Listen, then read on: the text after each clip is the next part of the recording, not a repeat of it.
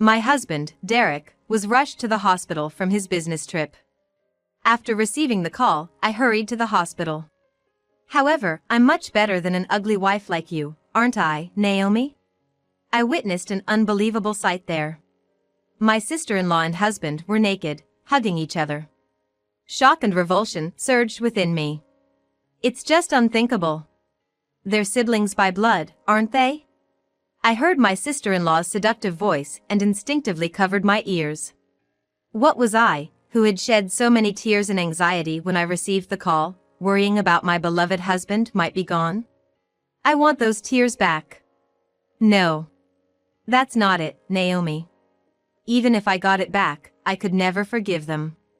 They betrayed me. I absolutely cannot forgive them. I turned on my smartphone, which I was clutching so hard with anger that it was about to break, and called someone. Someone they wouldn't want to see the most. My name is Naomi. I am a 35-year-old working housewife. I've been married to Derek, who is 2 years older than me, for 5 years. Derek was a senior at the high school I attended. Though at that time, we barely knew each other. We found out that we both graduated from the same high school during our first date. Right before meeting Derek, I had just broken up with a long-term boyfriend. Thinking that I needed a fresh voice to forget my old love, I somewhat recklessly decided to attend a speed dating event. That's where I met Derek.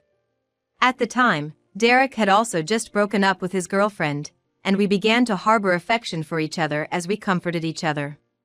It seemed that Derek felt the same way, and we happily became a couple and later made a promise to go on a date together.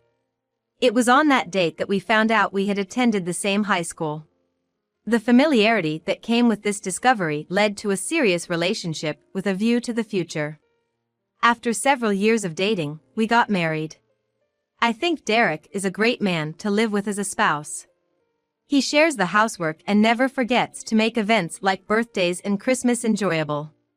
Moreover, Derek works for a reputable company, so he hardly ever has overtime or work on weekends. Since we don't have children, he showers me with all his love. I am truly grateful to be married to him. However, while we were enjoying our married life, there was one thing that was bothering me a little. It was the relationship with my sister-in-law. She is 3 years older than Derek, married, and lives about 10 minutes away from us. It seems she had adored Derek since they were children, and when they were in elementary school, they were together all the time. Even in middle school and high school, her affection for Derek remained the same, and even as an adult, it continues. Derek will always be my beloved little brother. I'm the wicked woman who stole her dear brother from my sister-in-law. When I went to my husband's family home to announce our engagement, she told me that to my face. I don't expect to be best friends with my sister-in-law, but I do hope for a normal relationship with a family member. But it seems like a pipe dream. So, I try to avoid contact with her as much as possible. However, my sister-in-law seems to be indifferent to such considerations. If she feels like it, she would call me to nitpick and nag. Hello, Naomi? You still haven't quit your job? Stop thinking only about yourself and quickly become a full-time housewife to support Derek. I've told you this many times. Derek can take care of himself. He'll be fine even if I don't support him. Stop backtalking. And besides, I know better than anyone that Derek can handle things himself.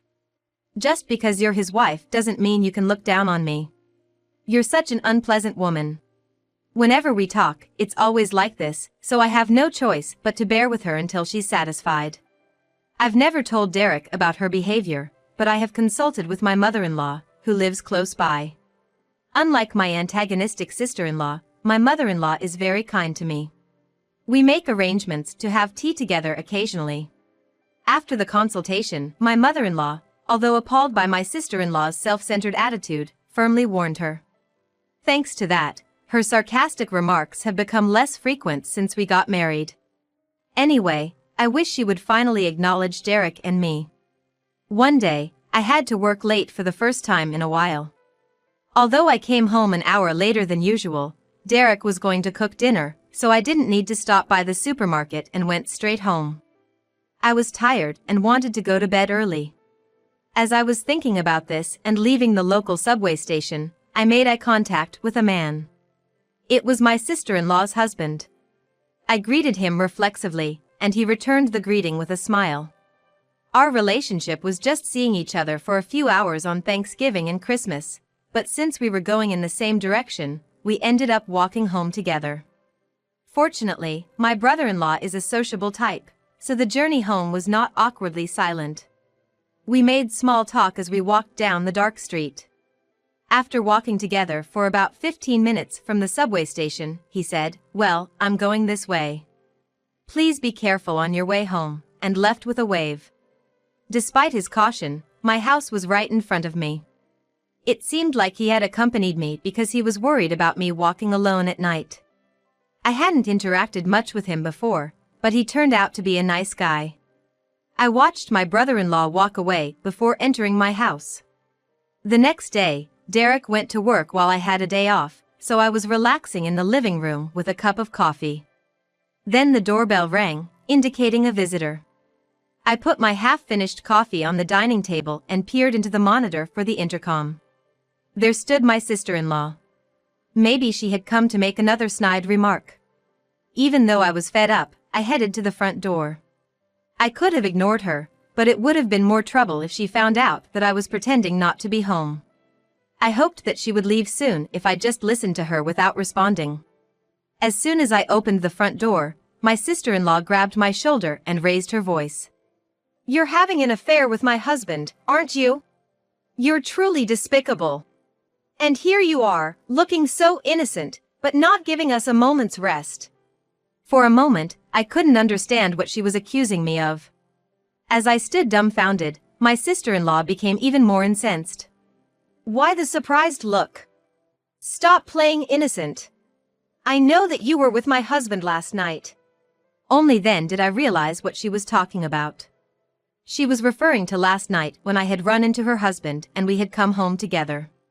Had she seen us? Or had her husband told her? Either way, there was no affair. It was a misunderstanding on her sister-in-law's part. When I told her this, she sniffed, said, "What a shameless woman you are. You'll see," and stormed off. She didn't seem convinced, but at least she left. I just hoped it wouldn't escalate any further. A few weeks later, Derek was scheduled to go on a business trip. Recently, Derek had been working a lot of overtime and often had to work on his days off. It was unusual because he normally didn't do much overtime or work on his days off, but apparently, he had been preparing for this business trip. "Well, I'm off. I'm counting on you to take care of the house while I'm gone. Don't miss me too much and cry, okay?" Derek said in a teasing tone and left. Well, I have to do my best at work too. I was just about to hit the busiest time, so I had 2 busy days ahead of me. And on the morning of the 3rd day after Derek had left for his business trip, while I was getting ready to go to work, my phone rang. The number displayed on my phone screen was unfamiliar. Who could it be this early in the morning? "Hello, who is this?" In response to my question, the person on the other end of the phone said they were from the city hospital. That didn't ring any bells. It seemed to be a hospital located about an hour away from my house, and I hadn't been to the hospital recently. I had no idea what they were talking about. Are you sure you have the right person? I don't mean to be rude, but I've never been to your hospital." Then this person said, "Naomi, right?" and called me by my name. "Derek has been in a traffic accident and was just rushed here. He's asleep now from the shock of the accident, so I'm contacting you on his behalf." Traffic accident, rushed to the hospital. Those words made my blood run cold. Is Derek all right? It seems there's no immediate danger to his life, but it would be best if he stays in the hospital for 2 or 3 days just to be safe. Could you come to the hospital so we can explain in detail? I replied, "I'll be there right away," confirmed the detailed address of the hospital, and hung up. Then I explained the situation to my workplace. My boss was very concerned and said they would treat it as paid leave for the time being. So I changed out of my work uniform into my regular clothes and decided to go to the hospital. On my way to the nearest station at a brisk pace, I realized something. The address of the hospital was in a completely different state from the one Derek had told me he was going on a business trip to. Was it a misunderstanding on my part, or had Derek simply misspoke? I was indeed curious, but no amount of thinking with my scrambled mind could provide an answer. All I could do was head for the hospital. About an hour later, I arrived at the hospital where Derek had been urgently transported. I confirmed Derek's room at the reception and rushed there. As I found the room labeled with Derek's name, I almost burst open the door, but then I thought he might be sleeping, so I gently opened it to avoid making a sound. The room was a double, with beds on both sides. The bed on the right seemed to be vacant at the moment.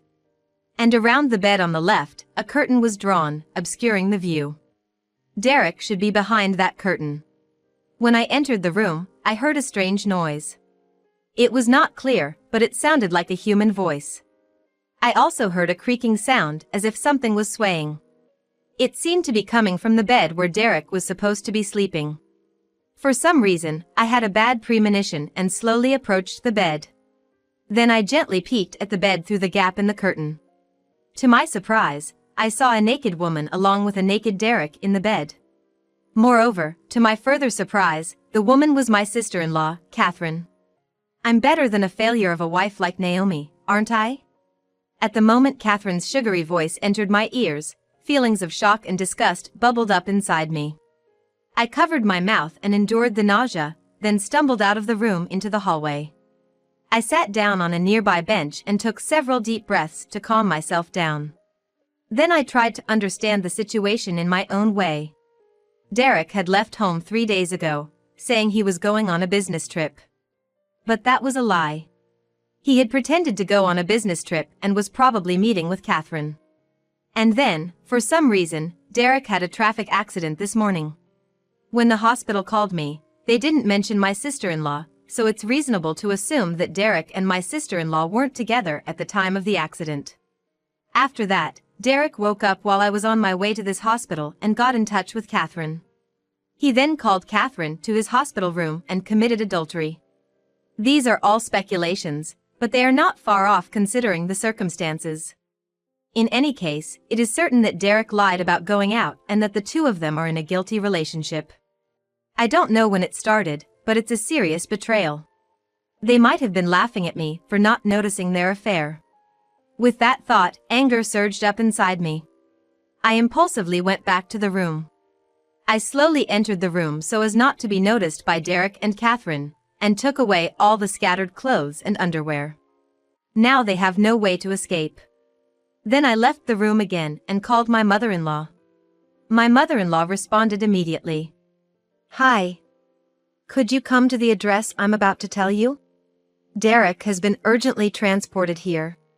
I didn't tell her that Derek and Catherine were having an affair.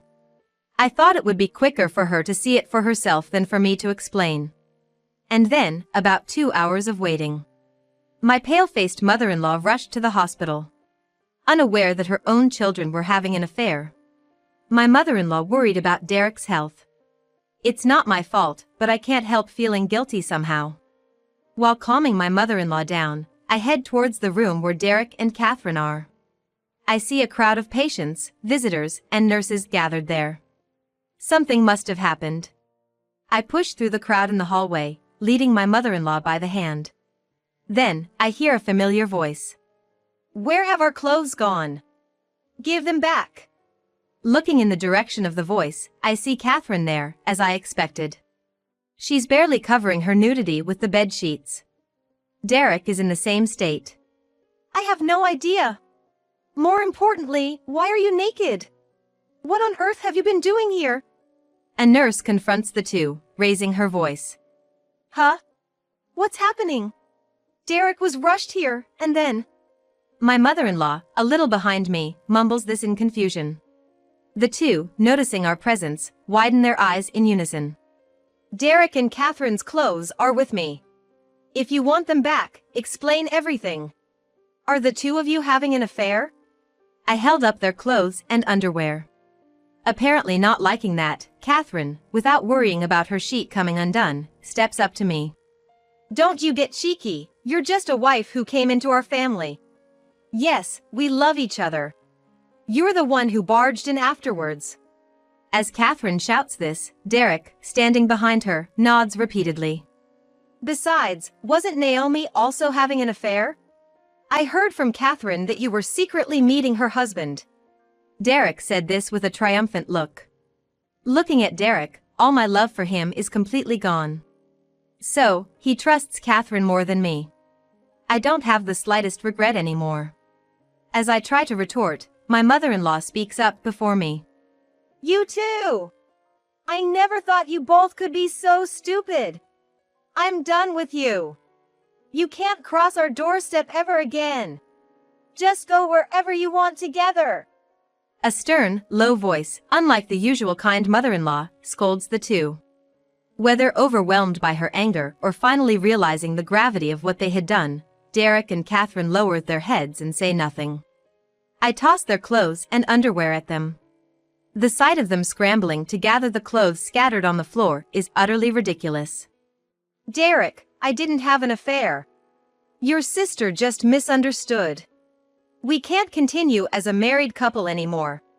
Prepare yourself once you're discharged. I'm going to make you pay a large amount in property settlement. And of course, I'm also going to make a claim against your sister, so be prepared for that. Upon my declaration, Derek and Catherine, still covered in sheets, droop their shoulders. Some time after, I officially divorced Derek. After the incident, I left the hospital with my mother-in-law, leaving the two behind.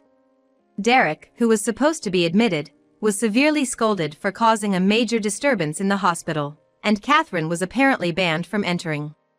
And as I declared, I demanded money from both Derek and his sister. Moreover, Catherine's husband, having learned of the situation, also filed for divorce and sued them. They're working day and night, drenched in sweat, to make the massive payments. After becoming single, Derek and Catherine seemed to have lived together for a while, but their life was hard, they fought constantly, and soon separated. Perhaps part of them was intoxicated by the situation of their affair. Without that, there's no point in being together, they might have thought. Afterwards, Derek tried several times to win me back. I had no intention of getting back together. The third time he tried to get back together, I told him that if he didn't leave me alone, I'd call the cops. Since then, he's stayed out of my sight. So now, I don't know what Derek is up to, but since he paid the settlement, he must be managing somehow somewhere. And as for Catherine, she seemed to be just scraping by with day labor jobs, but it looks like she hit her limit and finally started working in the night industry. Come to think of it, a few years back, Catherine used to say harsh things like, "Women who work at night are miserable." I wonder how she feels now, becoming that miserable woman herself. I hope she is reflecting on her actions. As for me, I made a fresh start and moved. Now, I live in an apartment close to my workplace. I still keep in touch with my mother-in-law every now and then. At first, she was terribly depressed, but recently, she seems to be gradually regaining her spirit, which relieves me. I plan to have a tea party at my house this coming Sunday. Being betrayed by someone I trusted, I thought it would be a while before I could get back on my feet. But thinking that this is the start of my second life, I can't afford to brood over it forever. I swore to myself to live positively to seize happiness.